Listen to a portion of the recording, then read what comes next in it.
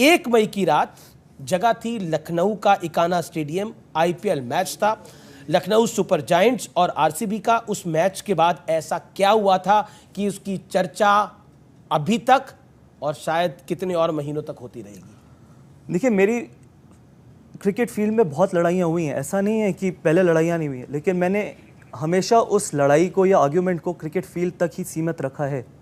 दो लोगों के बीच में आर्ग्यूमेंट हुआ और वो क्रिकेट फील्ड तक ही रहना चाहिए, उसके बाहर नहीं जाना चाहिए। बहुत लोगों ने बहुत चीज़ें बोली, बहुत लोगों ने टीआरपी के लिए बहुत चीज़ें डिमांड भी करी कि आप इंटरव्यू कर लीजिए, आप क्लैरिफाई कर लीजिए।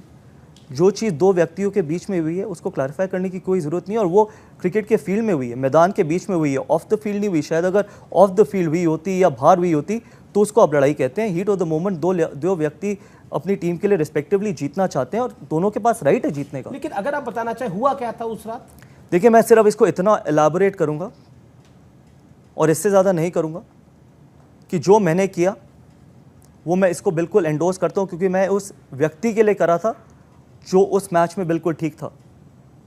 अगर मुझे लगता था कि नवीन उल हक ने कुछ गलत नहीं किया था तो वो मेरा फ़र्ज़ बनता था कि उस व्यक्ति के साथ खड़ा होना, और वो मैं आखिरी दम तक खड़ा होऊंगा, चाहे वो नवीन उल हक हो, चाहे यहाँ पर आप में से कोई भी होगा। अगर मुझे लगता है कि आप ठीक हो तो मैं आपके साथ खड़ा होऊंगा, और यही मुझे सिखाया गया है और ये मैं हमेशा करूँगा, और इसी तरीके से मैं अपनी ज़िंदगी जीता हूँ। बहुत लोगों ने बहुत चीज़ें बोली कि नवीन उल हक को सपोर्ट कर रहे हैं, अपने प्लेयर को सपोर्ट नहीं कर रहे। कोई मेरा और दूसरे का प्लेयर नहीं था। अगर मेरी टीम का प्लेयर भी गलत होता है तो मैं उसके साथ कभी भी नहीं खड़ा होता। अगर मुझे लगता था कि वो ठीक थे तो मेरा पूरा फर्ज बनता था। स्टैंड लिया बिल्कुल, और मैं हमेशा अपनी ज़िंदगी इसी तरीके से जीता हूँ और जीता रहूँगा।